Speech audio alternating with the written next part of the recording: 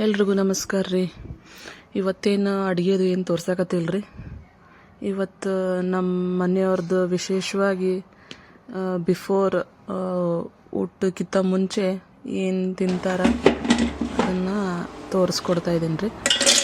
ಆಮೇಲೆ ಖುದ್ದು ಅವರೇ ಮಾಡ್ತಾರೆ ಇದನ್ನೆಲ್ಲ, ಪ್ರೋಟೀನ್ ಶೇಕ್ ಎಲ್ಲ. ಮತ್ತು ನಿಮಗೂ ಯೂಸ್ ಆಗತ್ತೆ. ಒಳ್ಳೆ ಎಕ್ಸಸೈಸ್ ಎಲ್ಲ ಮಾಡಿರ್ತೀರಿ, ಅದಾದಮೇಲೆ ಎನರ್ಜಿ ಲೋ ಅನ್ನಿಸ್ತಿರ್ತದೆ. ಆವಾಗ ಈ ರೀತಿ ನೀವು ಪ್ರೋಟೀನ್ ಶೇಕ್ ಮಾಡ್ಕೊಂಡು ಕುಡಿದ್ರಂತಂದ್ರೆ ಹೆಲ್ತಿಗೂ ಒಳ್ಳೇದಾಗತ್ತೆ ರೀ. ಮತ್ತು ಬರ್ರಿ, ಮತ್ತು ಏನೆಲ್ಲ ಮಾತಾಡಿದ್ರೆ ಬರ್ರಿ. ಮೊದಲಿಗೆ ಅವರು ಬಾದಾಮ ಆಮೇಲೆ ಪುಟಾಣಿ ಎರಡು ಮಿಕ್ಸ್ ಮಾಡ್ಕೊಂಡ್ರಿ. ಆಮೇಲೆ ಒಂದು ಬಾಳೆಹಣ್ಣು ತೊಗೊಂಡಿದ್ದಾರೆ. ಆಮೇಲೆ ಈಗ ಹಾಕ್ತಾ ಇರೋದು ಒಂದು 2 ಟೀ ಸ್ಪೂನಷ್ಟು ಬೆಲ್ಲದ ಪುಡಿ. ನೀವು ಬೆಲ್ಲ ಬೇಡ ಅಂತಂದ್ರೆ ನೀವು ಹಾಗೆ ಮಾಡ್ಕೋಬೋದು, ಸ್ವೀಟ್ ಬೇಡ ಅಂತಂದ್ರೆ.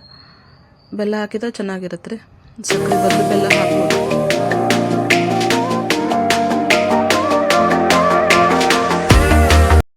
ಅದನ್ನೆಲ್ಲ ಪುಡಿ ಮಾಡ್ಕೊರಿ. ಪುಡಿ ಮಾಡ್ಕೊಳ್ಳೋಣ ಈ ರೀತಿ ಕಾಣತ್ರಿ.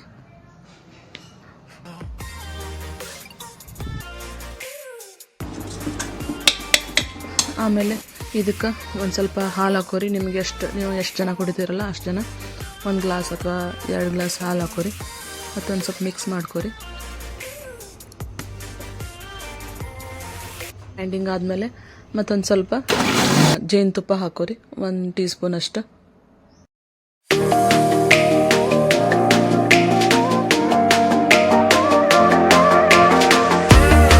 ಮತ್ತು ಅದನ್ನು ಗ್ರೈಂಡ್ ಮಾಡ್ಕೊರಿ.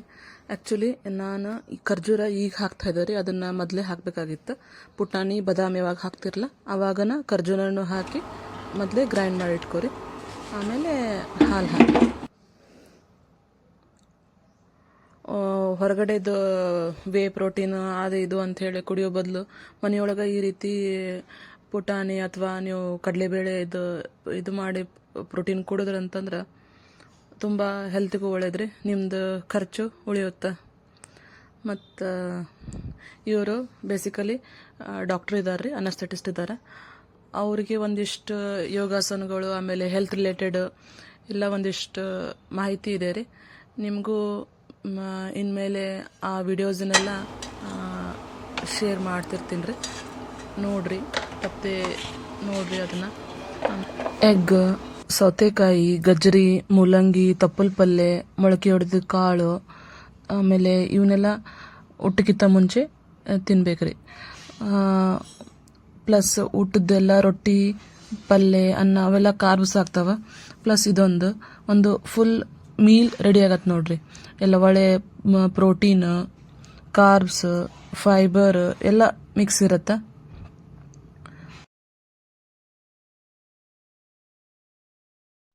ಮೊಸರು 1 ಬಟ್ಲ ತೊಗೊಂಡಿದ್ದಾರೆ. ನಿಮಗೆ ತಿನ್ಬೇಕು ಅನ್ಸುತ್ತಲ್ಲ ನೀವು ತೊಗೋಬೋದು. ಆಮೇಲೆ ಒಂದು ಹಾಫ್ ಪಪ್ಪಾಳೆ ತೊಗೊಂಡಿದ್ದಾರೆ. ಆಮೇಲೆ ಇಷ್ಟೆಲ್ಲ ನಿಮಗೆ ತಿನ್ನಕ್ಕೆ ಆಗಲಿಲ್ಲ ಅಂತಂದ್ರೆ ಕಡಿಮೆ ಕ್ವಾಂಟಿಟಿಯಿಂದ ಚಾಲೂ ಮಾಡಿರಿ. ಅಟ್ಲೀಸ್ಟ್ ವಾರದಾಗ 3 ಸತಿ ಆದರೂ ತಿನ್ನಿರಿ. 1 ಸತಿಯಿಂದ ಚಾಲೂ ಮಾಡಿರಿ. 1 ಟೈಮ್, 2 ಟೈಮ್ಸ್, 3 ಟೈಮ್ಸ್ ಕಂಪಲ್ಸರಿ ತಿನ್ನಲೇಬೇಕ್ರಿ. ಆಮೇಲೆ ಏನು ಹೆಲ್ತ್ ಪ್ರಾಬ್ಲಮ್ಸ್ ಬರಲ್ಲ ನಿಮಗೆ. ಒಂದು ಬ್ಯಾಲೆನ್ಸ್ಡ್ ಕಂಪ್ಲೀಟ್ ಮೀಲ್ ಆಗತ್ತೆ ನೋಡ್ರಿ ಇದು.